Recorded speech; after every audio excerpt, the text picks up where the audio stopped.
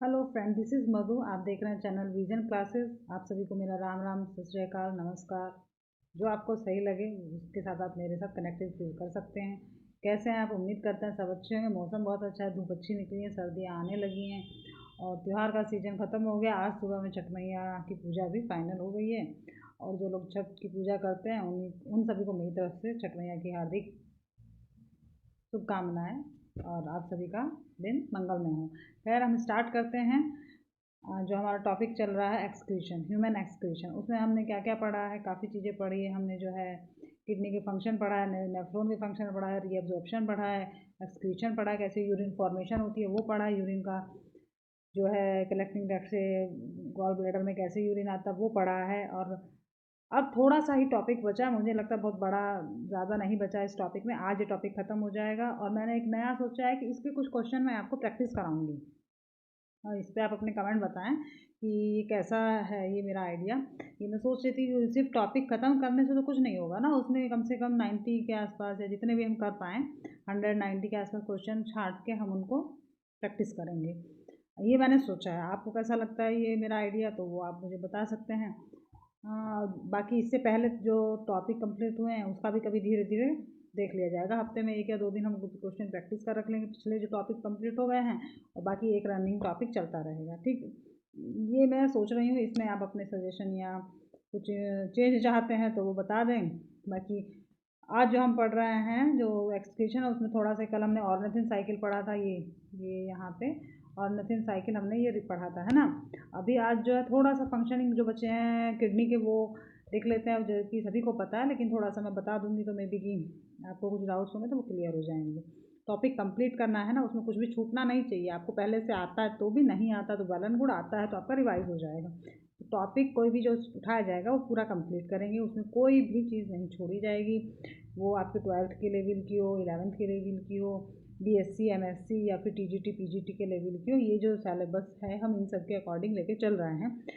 कुछ टॉपिक ऐसे हैं जो 12th में नहीं है, 11th में है, तो वो उसके अकॉर्डिंग आप अपना एक्सकेप कर सकते हैं। कुछ टॉपिक ऐसे हैं जो बीएससी में हैं और या फिर बीएससी में नहीं, एमएससी में है, तो वो आप बीएससी के सिलेबस के अकॉर्डिंग आप अपना पढ़िएगा। और टीजीटी पीजीटी में तो पूरा ही 11 12 सब आता है, तो टीजीटी पीजीटी के लिए तो पूरा ही पढ़ना, उसमें कुछ भी एस्केप नहीं करना है। 11th वालों को वो एस्केप कर देना जो उनके सिलेबस में नहीं है, जो कि 12th में है। तो 12th वालों को वो एस्केप कर देना जो उनके सिलेबस में नहीं है। सेम ऐसे बीएससी वालों के लिए है, ऐसे एमएससी वालों के लिए है। लेकिन जो टीजीटी पीजीटी वाले हैं उनके लिए ऐसा कुछ नहीं है, क्योंकि उनको तो सब कुछ पढ़ना है, A to Z, कुछ भी नहीं छोड़ना है ना। तो जैसे कि भाई अब जो है रैबिट को छोड़ सकते हैं टीजीटी पीजीटी वाले, जो जिनको 1 डे कॉम्पिटिटिव एग्ज़ाम देना, उनमें ह्यूमन का है सिलेबस में, रैबिट का नहीं है जहाँ तक मेरी जानकारी है। बाकी मैं एक बार और सिलेबस देख लूँगी। रैबिट का उसमें कुछ भी नहीं है, एक्सक्रीशन डाइजेशन वगैरह कुछ भी नहीं है, ह्यूमन का देखना है। तो ह्यूमन का हम पढ़ ही रहे हैं। खैर चलिए, अभी काफ़ी 2-3 मिनट बात हो गई हैं आपको ये सब समझाने की क्या है कैसे है। तो शुरू करते हैं। जो टॉपिक चल रहा है जिसमें थोड़ा बहुत बचा है उसको कंप्लीट कर देते हैं आज। उसमें हमारा थोड़ा सा बचा किडनी फंक्शनिंग। किडनी क्या क्या फंक्शन करती है। किडनी का पहला फंक्शन होता है फ्लूइड बैलेंस का होता है, दूसरा इलेक्ट्रोलाइट कंसंट्रेशन का होता है, एसिड बैलेंस का जो है फंक्शन किडनी करती है। और जो है सिक्रीशन, यहाँ से हार्मोन का भी तो सिक्रीशन होता है, RENIN, रैन, एक रेनिन होता है, RENNIN रेनिन। और दूसरा हार्मोन है किडनी से जो सिक्रीट होता है, उसकी स्पेलिंग आपको एक दोनों में से एक की स्पेलिंग लर्न कर लेनी है। जो किडनी में है उसकी स्पेलिंग है RENNIN, मतलब कि 2 N है उसमें, रेनिन। ये एक एंजाइम में है, एंजाइमेटिक हार्मोन है विच चेंज द जो प्लाज्मा प्रोटीन को चेंज कर देता है। इथ्रोपोएटिन जो है किडनी से सिक्रीट होता है। ये इथ्रोपोएटिन का क्या काम होता है? ये फॉर्मेशन ऑफ आरबीसी को स्टिमुलेट करता है। आरबीसी की फॉर्मेशन जो कि स्प्लीन में होती है, बोन मैरो में रेड ब्लड सेल्स का फॉर्मेशन होता है ना इथ्रोसाइट्स का, तो उसका स्टिमुलेटेड हार्मोन जो होता है स्टिमुलेशन के लिए, इथ्रोपोएटिन, वो किडनी में रिलीज होता है ना। एसिड बेस बैलेंस के लिए किडनी का काम होता है बिलिरुबिन, बिलिवर्डिन, या जो है जो हमारा एक्सक्रीटा है उसके लाइट येलो कलर जो होता है वो किडनी के बिलिरुबिन और बिलिवर्डिन की वजह से होता है ना। फ्लूइड बैलेंस भी मेंटेन करता है एक्स्ट्रा सेलुलर बॉडी का फ्लूइड, और बाई ये जो है वाटर का लॉस को जो है बॉडी से मेंटेन करता है। और जो है इलेक्ट्रोलाइट कंसंट्रेशन में ये क्या करता है, सोडियम पोटेशियम और क्लोराइड बैलेंस को ब्लड में रेगुलेट करता है। कहा सोडियम ज़्यादा है तो उसको हटा देगा, पोटेशियम कम है तो उसको बढ़ा, उसके जितना होना चाहिए उतना कर देगा। इसलिए उसको सोडियम पोटेशियम और कार्बन क्लोराइड के बैलेंस को मेंटेन करता है, किस में, ब्लड में, है ना। इस जो है पीसीटीज में यूज़ होता है। अच्छा, तो इसमें क्या था, देखिए लिखा हुआ, यहाँ पे लिखा भी है, आप देख सकते हैं, हमने यहाँ,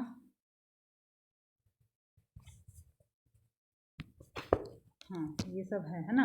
regulation of fluid balance, the kidney control osmotic pressure of excreta cellular body extracellular body fluid by the regulating the amount of water lost from body. Okay, regulation of electrolyte concentration, the concentration of electrolytes like sodium, potassium and chloride, bicarbonates etc in blood also regulate. It is performed by selective tubular reabsorption process in proximal tubule. ये मैंने बताया है, ये जो extra cellular fluid जो है body का, उसको रेगुलेट करता है, वाटर को लॉस नहीं होने देता है, फ्लूइड बैलेंस के लिए। इलेक्ट्रोलाइटिक कंसंट्रेशन के लिए सोडियम, पोटेशियम और क्लोराइड के बैलेंस को मेंटेन करता है पीसीटी के द्वारा, प्रॉक्सिमल कन्वोल्यूटेड ट्यूब्यूल के द्वारा रीअब्जॉर्प्शन होता है। एसिड बेस को बैलेंस करता है। नेक्स्ट है फोर्थ है removal of other substances like mineral salts, iodides, drugs, eserine and bacteria are removed of the body by kidney only, है ना। मिनरल्स हैं, साल्ट्स हैं, ड्रग्स हैं, बैक्टीरियाज जो हैं वो सिर्फ किडनी के द्वारा रिमूव किए जा सकते हैं बॉडी में। Okay, kidney secrete renin hormone which is enzymatic hormone but act as hormone which change the plasma protein. Renin जो हार्मोन है ये एंजाइमेटिक हार्मोन है, ये प्लाज्मा प्रोटीन को चेंज करता है। किडनी सीक्रेट्स एरिथ्रोपोएटिन, जो कि मैंने बताया था अभी आपको थोड़ी देर पहले, which stimulate the formation of RBC. ये आरबीसी की फॉर्मेशन को जो है स्टिमुलेट करता है। डिसऑर्डर्स ऑफ किडनी, किडनी में कुछ डिसऑर्डर्स हम पहले पढ़ चुके हैं, जैसे कि जो है कौन कौन से पढ़ा, ओलिगोयूरिया पढ़ चुके हैं। Oliguria is the less amount of urea, less than 1/2 litre, that is called oliguria.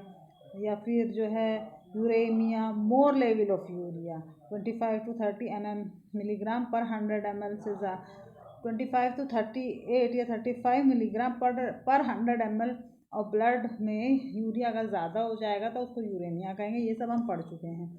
और इसमें जो है अभी ना डिसऑर्डर्स ऑफ किडनी, यहाँ पे डिसऑर्डर्स ऑफ किडनी नहीं, sorry, disorder of excretory system लिखा हुआ है, वो हमको अभी पढ़ना है ना। तो किडनी फेलियर में क्या होता है, उसका जो किडनी की फंक्शनिंग होती है रीअब्जॉर्प्शन की, जो नेफ्रॉन में रीअब्जॉर्प्शन हो रहा है वो सब बंद हो जाएगा।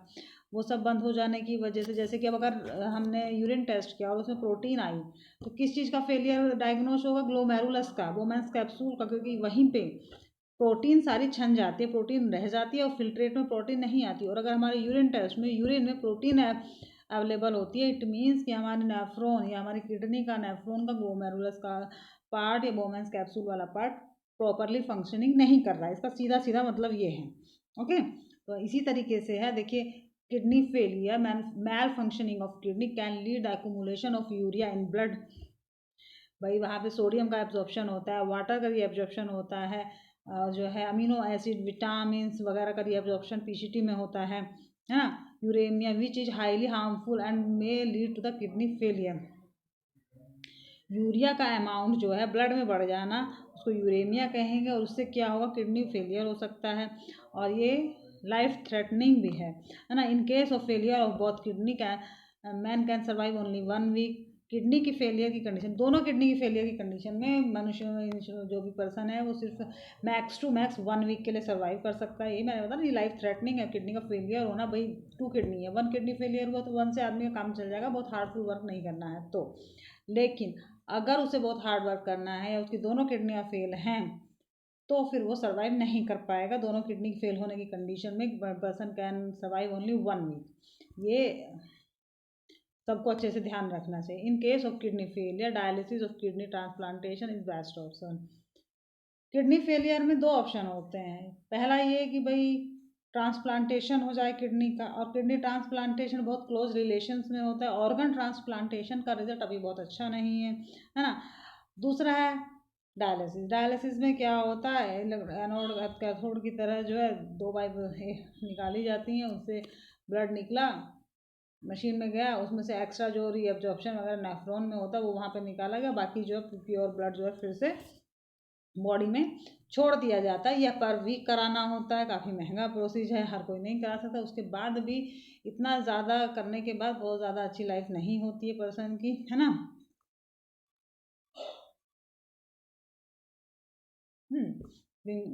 Man can lead normal life with one kidney but it somewhat enlarge, है ना।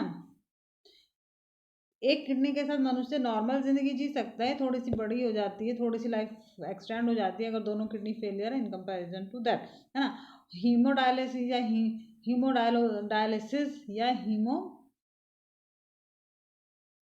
हीमोडायलिसिस या आर्टिफिशियल किडनी क्या होती है। For simple dialysis is a process of purifying the blood of a person whose kidney are not working normally और almost failed.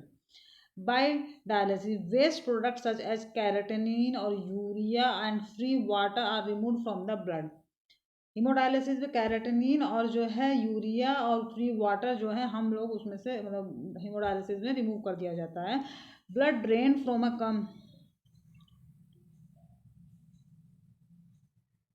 blood drain from a convenient artery is pumped into a dialyzer unit after adding an anticoagulant like heparin. भाई body से बाहर आते ही blood जम जाएगा, ये सबको पता है, और अगर नहीं जम रहा है तो वो हीमोफिलिक है और ये ब्लड ड्रेन की रॉयल डिजीज है, तो ये वो कंडीशन नहीं है।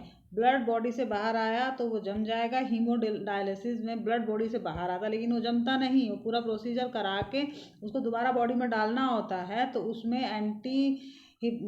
कोगुलेंट सब्सटेंस मिलाए जाते हैं लाइक हिपेरिन। और नेचुरल एंटीकोगुलेंट क्या है, हिपेरिन है। तो वैसे ही आर्टिफिशियल एंटीकोगुलेंट सब्सटेंसेस जो है ब्लड में मिक्स किए जाते हैं हीमोडायलिसिस के दौरान। The unit contain a coiled cellophane tube surrounded by a fluid dialyser fluid having the same composition as that of plasma except the nitrogenous waste. जो haemodialysis में जो फ्लूइड या डायलाइजर यूज होता है उसका composition same होता है, उसमें सिर्फ नाइट्रोजनस वेस्ट नहीं होता। The process pores of cell phone membrane of the tube allow the pass of molecules based on concentration gradient as nitrogen waste are absent in the dialysis fluid. These substances freely move out thereby clearing the blood. The blood is pumped back to the body through a vein after adding antiheparin to it. Antiheparin भी इसमें add करके जो है दोबारा से blood को body में डाल दिया जाता है, क्योंकि जब हम लोग बाहर डायलिसिस करते हैं उसके सारे सब्सटेंसेस निकल जाते हैं, एंटी हिपेरिन तो डालना ही पड़ेगा ना। भाई जब ब्लड बाहर आया बॉडी से तो मैं एंटी कोगुलेंट लाइक हिपेरिन डालें। अब आर्टिफिशियल हिपेरिन को बॉडी में तो नहीं डालेंगे ना, अब उसमें एंटी हिपेरिन को मिक्स करके तब वो बॉडी में जाता है, समझिए।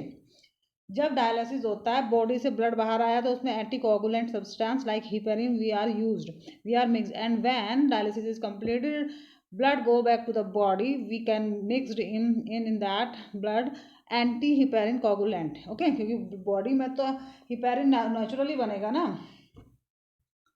और फिर उसके बाद है renal calculi stone is insoluble mass of crystallise salt. जो किडनी का सॉल्ट होता है ऑक्जिलेट्स का बना होता है, कैल्शियम ऑक्जिलेट्स का होता है, formed with in a kidney में बनता है। These produce severe pain if they result in the abstraction of urethra.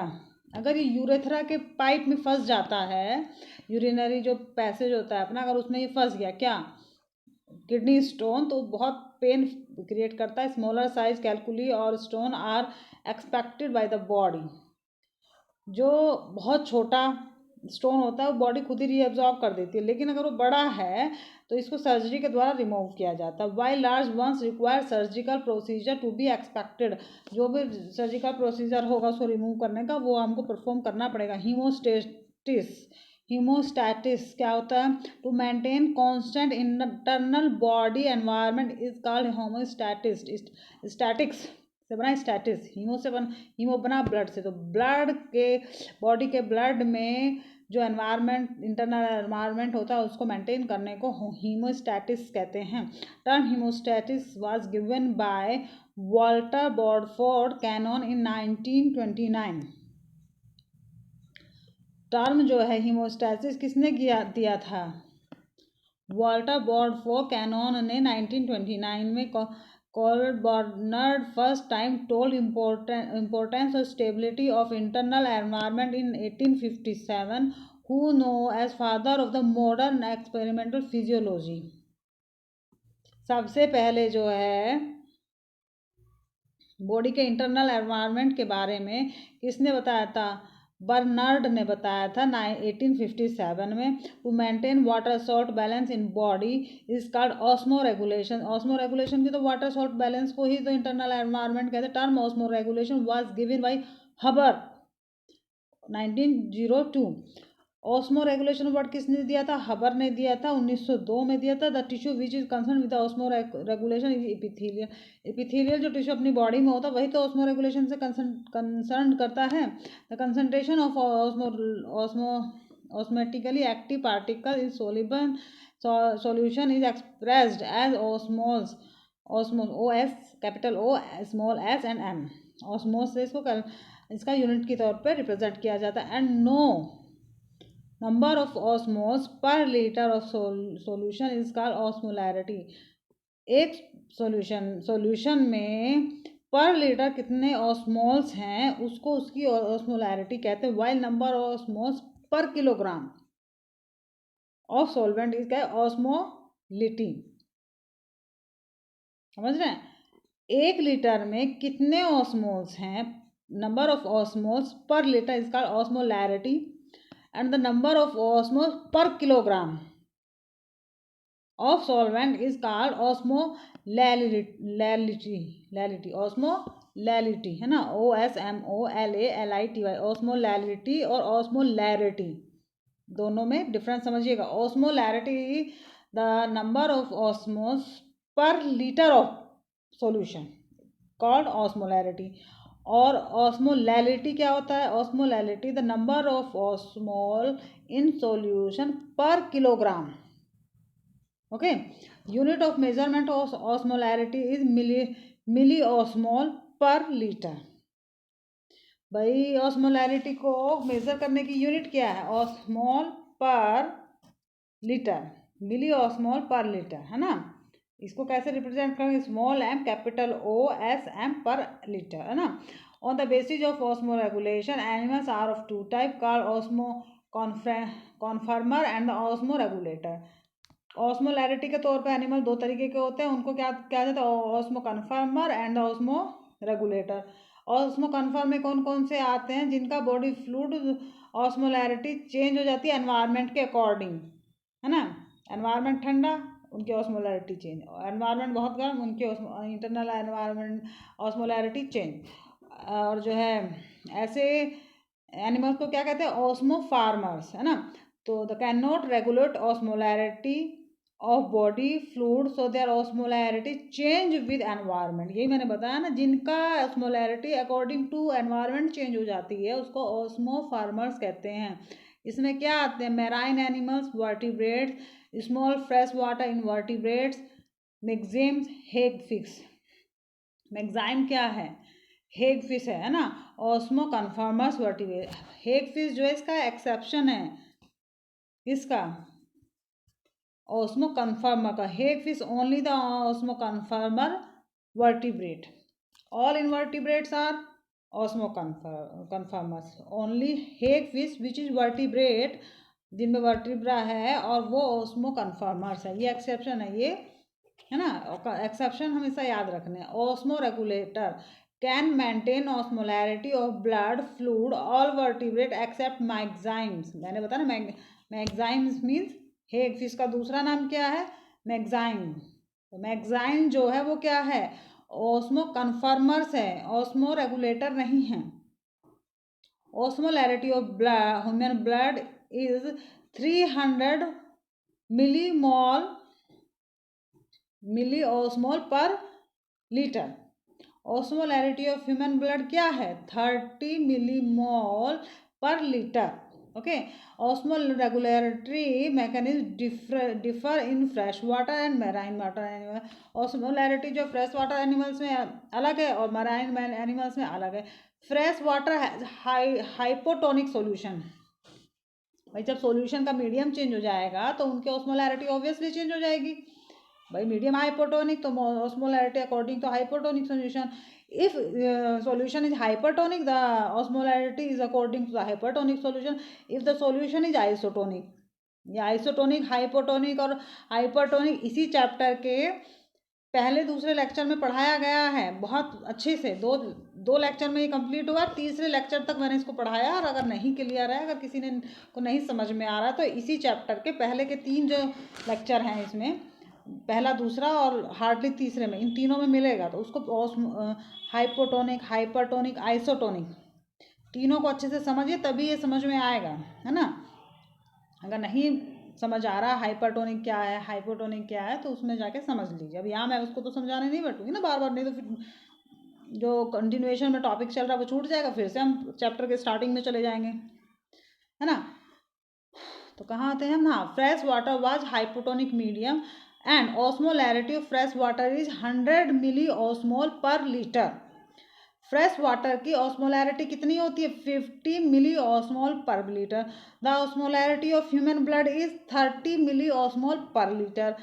Fresh water animal have to face problem of continuous entry of water and loss of water and to meet out these problems by they do not drink water, है ना। थोड़ा सा ये topic बचा है, इसको finish करेंगे आज हम।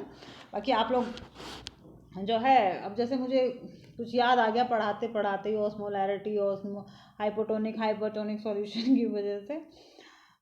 मेरी बेटी है, और पता है मुझे क्या कहती है, मम्मा थोड़ा हंस हंस के पढ़ाया करो, इतना सीरियस पढ़ाओगी ना। हमारी जो मैम है पहले 2 मिनट पढ़ाती हैं, फिर 2 मिनट बाद बात करती हैं, फिर 2 मिनट पढ़ाती हैं, फिर 2 मिनट बात करती हैं, है ना। अब यही है कि इसमें जो है मैं एक हेडिंग पढ़ा देती हूँ, फिर उसके बाद कोई इधर उधर की बात कर लेते हैं। अब जैसे इधर उधर की बात में मुझे एक छोटी सी बात अपने बचपन की याद आ रही है, वही आप सुन लीजिए।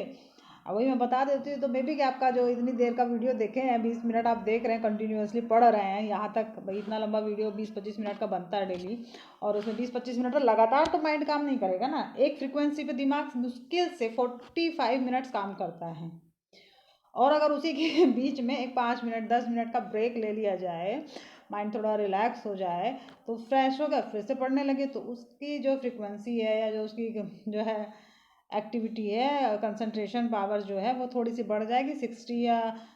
60 मिनट या फिर कह लीजिए 75 to 80 मिनट्स हो जाती है। तो हम मतलब मैं जो है ना छुट्टी में गाँव गई थी।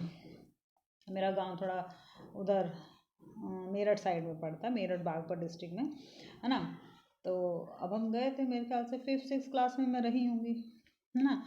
और मेरी दादी, हम मतलब मैं, मेरे छोटा भाई, मेरे चाचा के बच्चे, हम लोग सब खेल रहे थे। और जो नहीं होते बाबा लोग मांग रहे, जिनको आजकल हम लोग डराते हैं, बच्चा उठाने वाले जिनको कहते हैं ना, सिटीज़ में है कि किसी बाबा से बात नहीं करनी है, मांगे तो देना नहीं है। वैसे मेट्रो सिटीज़ में तब ये कल्चर धीरे धीरे ख़त्म सा ही हो गया, ये गांव में ही चलता है अब भी, या फिर ऐसे कॉलोनीज़ में जहाँ पे जो है फ्लैट सिस्टम नहीं है। फ्लैट में तो वो जाएंगे नहीं, अधिकतर गार्ड बैठे रहते हैं बाहर, तो उनको जाने नहीं देते हैं, है ना। खैर, तो वो जो है मेरी दादी को थोड़ा नहीं हाथ वाथ दिखाने का और पूछने का बड़ा रहता था कि अरे बच्चों का कैसा हो रहा है, अरे पोता पोती का फ्यूचर कैसा है, वो सभी को रहता है मेरे ख्याल से। आपकी भी दादी बाबा होंगे तो उन्हें भी रहता होगा। तो वो सबको बता रहे थे। अरे अब वहाँ पे जितने भी बच्चे खेल रहे थे, मेरे ख्याल से मैं अकेली लड़की थी, बाकी सब मेरे भाई थे मेरे छोटे।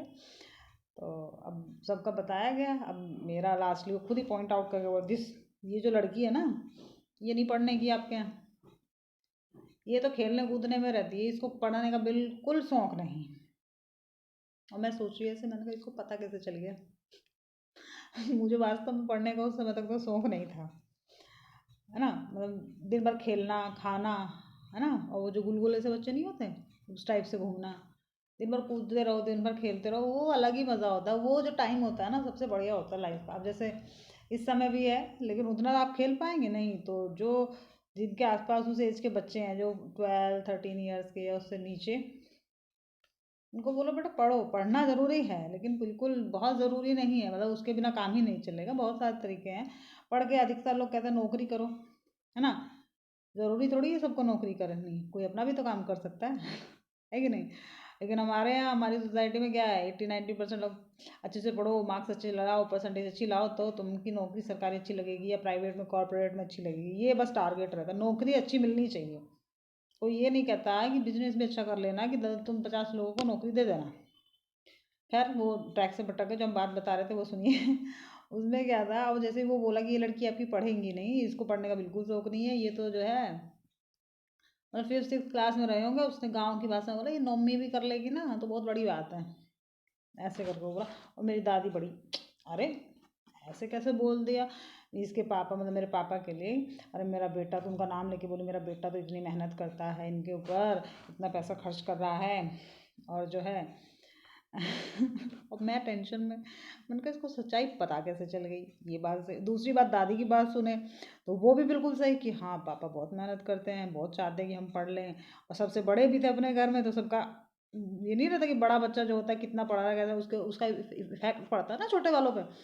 तो मैंने कहा हाँ यार ये तो मैटर गड़बड़ हो गया, पढ़ना पड़ेगा। मतलब मुझे उसकी बात ऐसी लग गई कि नहीं, पापा चाहते हैं पढ़ना, मुझे पता था। लेकिन वो दादी के मुंह से उस दिन सुन के और उनकी बातें सुन के कि नहीं नहीं मेरे बेटे को दुख हो जाएगा और हमारे घर की अकेली बच्ची है और ये और वो और इतनी मेहनत कर रहे हैं इसके पापा मम्मी, तो मुझे जो है ना वो बात लग गई। मैंने तब से पढ़ना शुरू किया। मैं 6th-7th में रही होंगी 1-2 साल ऐसे ही मतलब हुआ। लेकिन मैंने जो पढ़ाई एक्चुअली में स्टार्ट की, जिसको कहते हैं ना, मेरा मन जब पढ़ाई में लगा 10th के बाद। तो इसी में 10th में बस 10th मैंने मैं ऐसे ही कर ली खेलते घूमते। मुझे खुद उम्मीद नहीं थी कि मैं पास हो जाऊंगी। अब सोच लीजिए आप लोग, मतलब जो रिजल्ट आ रहा है सब लोगों को देखने जा रहा है, मुझे पहले ही पता था कि मैं फेल हूँ। उसके बाद में बावजूद मैं पास हो गई, मेरे लिए यही सरप्राइजिंग था। सब लोग सोचते हैं मेरे 80% आए, उसके 81 आए, तो उसमें दुखी रहते हैं। मैं इसी में खुश थी कि मैं पास हूँ। खैर उसके बाद उनका नहीं, इतने बेकार नंबरों से पास होना तो बेइज्जती सी है, और उसकी बात सच हो जाएगी। मैं कहती हूँ 9th-10th के ही 6th-7th 9th-10th की छुट्टियों में गए होंगे, है ना। और बस उसके बाद पता नहीं मुझे क्या, मतलब थोड़ा उस समय से थोड़ा एटमॉस्फेयर चेंज हुआ। हम लोग, पापा के ट्रांसफरेबल जॉब थी तो इधर उधर ट्रांसफ़र होते रहते थे। विलेज में ज़्यादा होता था तो वहाँ पे वैसे स्कूल होते थे, वैसे एटमॉस्फेयर होता था। धीरे धीरे मेट्रो सिटीज़ में आए, पहली बार मेरठ में पहली बार आए। मेरठ अभी मेट्रो सिटी होने जा रहा है, उस समय नहीं था। लेकिन कंपैरेटिवली अच्छा शहर है, हमारे आसपास में जो है एनसीआर में आता है, तो अच्छा सिटी है वो। तो मतलब एटमॉस्फेयर पढ़ाई वाला मिला। फिर तो फिर बाकियों को देख देख के, बच्चों को जो ट्यूशन में मिलते थे, स्कूल में मिलते थे, तो उनको देखते यार कितने डेडिकेटेड है पढ़ने के। एक तो वो एटमॉस्फेयर मिला, सेकेंडली उस बाबा की बात याद थी, तीसरा दादी की बात याद थी। तो इन सब को सोच के पढ़ने पे दिमाग लगाया, तब फिर पढ़ के अब फिलहाल यहाँ हैं। बुरी कंडीशन में नहीं है, बहुत अच्छा है। खैर चलिए, काफ़ी लंबा हो गया मेरे ख्याल से। इतनी देर में आपका दिमाग जो है ना फ्रेश हो गया होगा अच्छे से। तो ये 2-3 लाइन बची है, इनको पूरा कर लेते हैं, फिर आज का टॉपिक ख़त्म करते हैं। कल इसके फिर क्वेश्चन हम प्रैक्टिस करेंगे। अब यही सोचा है मैंने कि जो टॉपिक ख़त्म हो जाएगा उसे क्वेश्चन प्रैक्टिस करने बहुत ज़रूरी है ना। अगर हम लोग क्वेश्चन प्रैक्टिस नहीं करेंगे तो फिर टॉपिक पढ़ने का कोई फ़ायदा नहीं है। इधर से पढ़िए, शुरू कीजिए, उधर ख़त्म हो गया, बात ख़त्म हो गई, ऐसे थोड़ी ना करना है। टॉपिक के क्वेश्चन भी तो करने हैं। मैं देख रही हूँ कि क्या क्या बाकी हैं। हम्म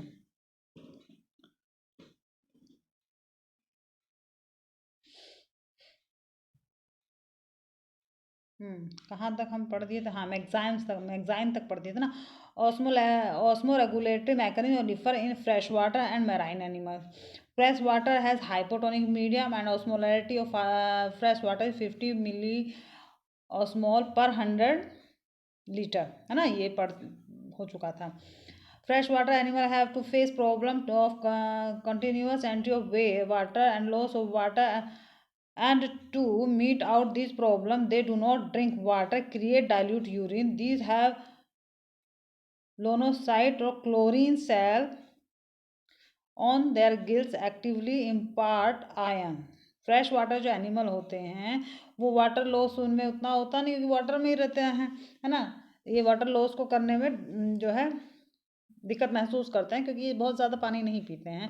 तो इनका जो यूरिन होता है वो डाइल्यूट होता है, और उसमें जो लोनोसाइट सेल्स प्रेजेंट होती है उनके गिल्स में, जो इम्पोर्ट करती हैं आयंस का। Marine water is hypertonic. Hypertonic क्यों हो गया? क्योंकि इसमें सॉल्ट की मात्रा ज़्यादा होती है in comparison to fresh water. समझिए, जब सोल्यूट और सॉल्वेंट की कंसंट्रेशन चेंज होती है तब ये सॉल्यूशन का डिसीजन होता है, जो कि हम इस चैप्टर के स्टार्टिंग में पढ़ चुके हैं, है ना। Hypertonic and its osmolarity 1000 milli osmole per 100 litre.